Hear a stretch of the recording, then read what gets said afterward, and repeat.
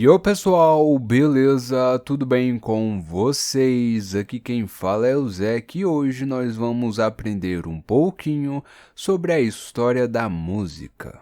Música é uma das artes e é um assunto que eu tenho trazido para o canal há algum tempo e em breve nós voltaremos a ver com certa frequência por aqui. Além de que é sempre bom aprender mais. Bom, não tem como contar toda a história da música em um só vídeo, assim como a da arte ou do cinema. Mas a gente pode resumir para a viagem ficar um pouquinho mais divertida. Primeiro de tudo, o que é música? Música é uma forma de linguagem que usa o som como matéria-prima. Quando os primeiros seres humanos descobriram como fazer música e suas diversas aplicações, a gente não parou mais. Essa aqui é uma flauta de Divigibabe, criada a partir do fêmur de um urso e foi um dos primeiros instrumentos criados por nós.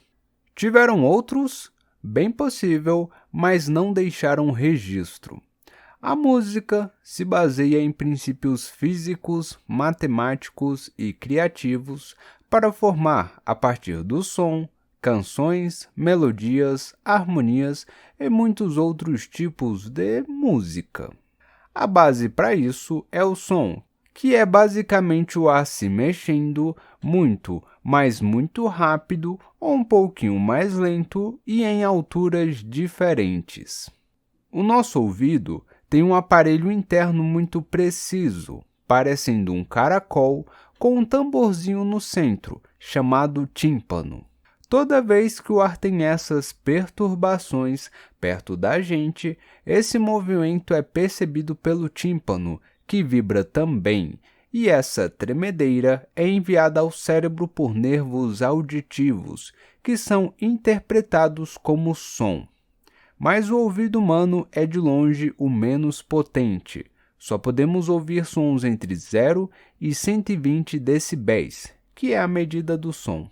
Menos que isso, não ouvimos nada, mais que isso, podemos ter sérios problemas no futuro. Aliás, se você escuta fone de ouvido no talo por muitas horas, é aconselhável que você pare esse comportamento. Na música, quando o som vibra com altura definida e frequência estável, nós temos as notas musicais.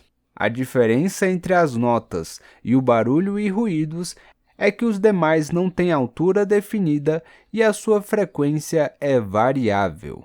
Um dia, descobrimos que quando o som se mexe em torno de 432 a 440 vezes por segundo, nosso ouvido entende que esse som é a nota Lá, e não qualquer Lá, mas o Lá 4, ou da quarta oitava. Isso porque as notas tendem a se repetir conforme o som se torna mais agudo ou grave. Quando as 7 notas chegam em Dó novamente, ou seja, Dó, Ré, Mi, Fá, Sol, Lá, Si e Dó, temos uma oitava.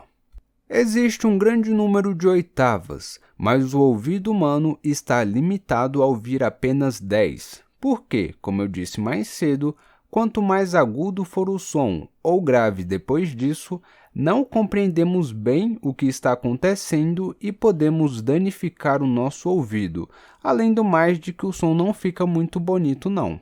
E é por isso que há 88 teclas em um piano. Agora, falando do Lá 440, ele acabou se tornando um padrão internacional para a afinação de todos os instrumentos no mundo, mas ainda existem divergências sobre a sua validade nesse papel. Mas antes dessa história de Lá e afinação, rolou muita coisa. Afinal, a humanidade tem milhões de anos de história, então temos milhões de coisas para falar sobre ela, não é? Não é bem assim. A maior parte disso tudo se perdeu na história por não ter registro físico. Onde vocês acham que os índios ou os povos nômades escreviam suas músicas? Lugar nenhum.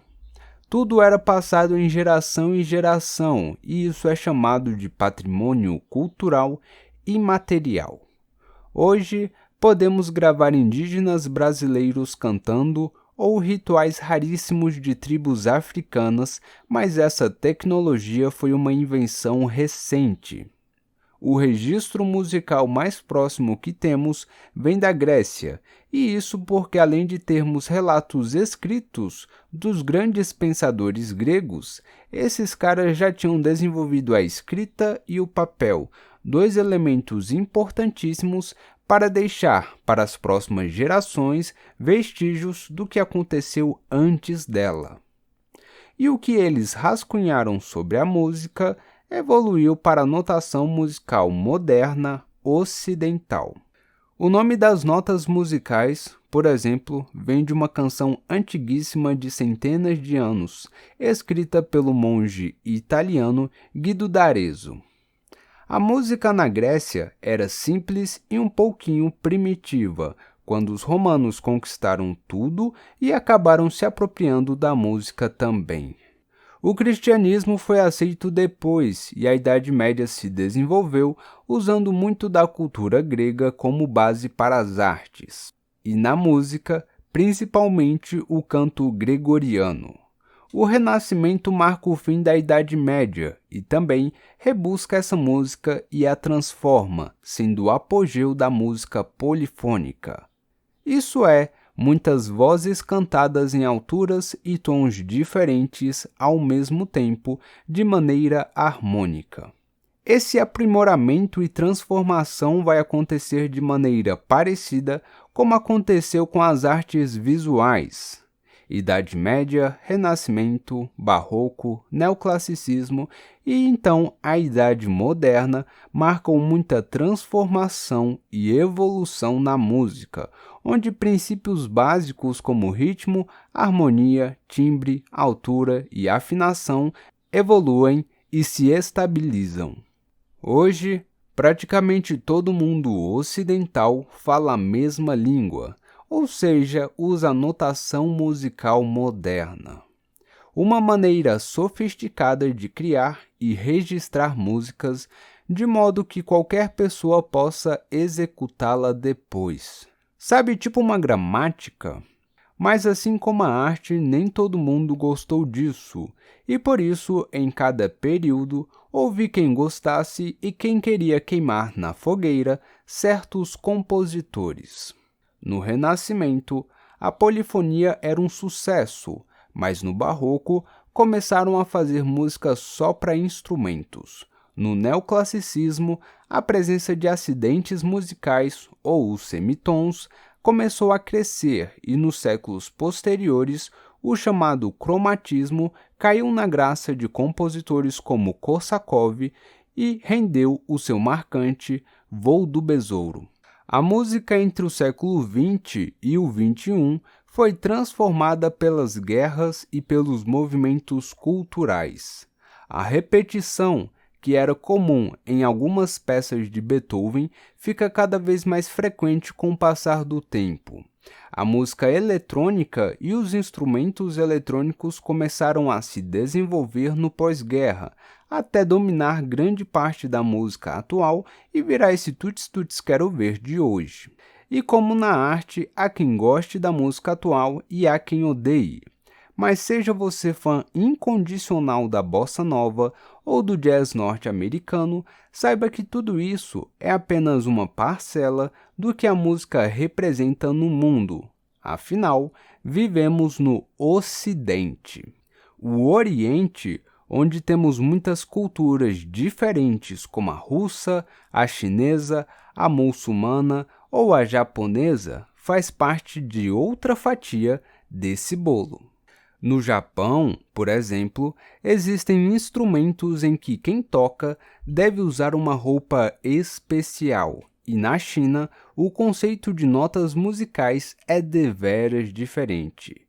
Nada disso impediu eles de fazer música, pelo contrário, é espetacular. E o olhar deles sobre o que acontece no outro lado do mundo é muito diferente do nosso. Portanto, o que é uma música boa e o que é música erudita? E não podemos deixar de falar de diversos compositores, músicos e cantores que marcaram a história da música, mas isso vocês já sabem de cor. Beethoven, Bach, Mozart, Chopin e por aí vai. O século XX não decepcionou, afinal, eu e você temos nossas músicas favoritas da atualidade. Uma das coisas mais importantes ao se aprender sobre a música é que ela não é nada linear e ortodoxa, como muitas pessoas pensam. Tal música é música boa, tal música é um lixo. Se ao pensar em cultura você lembra de Mozart e Beethoven, então seu pensamento é baseado na cultura europeia, que já sabemos que ela não é mais o centro do mundo há muito tempo. Saber valorizar o que é feito e o que já foi feito no Brasil é essencial para a nossa identificação como povo brasileiro e valorização da nossa cultura. Senão, estaremos condenados à síndrome do vira-lata. Bem, pessoal, é isso. Claro que esse aqui foi só um resumo basicão e vocês viram que eu não citei nenhum período nem data específica. Esse vídeo aqui serve mesmo como um resumo introdutório para quem nunca procurou saber mais sobre o assunto ou é curioso. Por isso, eu deixei diversos vídeos sobre música na descrição para quem se interessar, dá um bom complemento. Se você gostou do vídeo, curte, mas se gostou mesmo, então dê like triplo e compartilha. Gostou do canal e quer ver mais vídeos como esse? Se inscreve e clica no sininho para não perder nenhum vídeo. Comente a tua sugestão para os próximos episódios. Curta Arte e Educação no Facebook. Lá eu posto um conteúdo sobre artes. Curte Isaac Artes também. Lá eu posto minha arte digital e tradicional. Me segue no Instagram. Lá eu posto os meus desenhos. E o canal tem o seu próprio Insta. É só me seguir. Muito obrigado por tudo. Valeu, falou e beijo para vocês. Fui!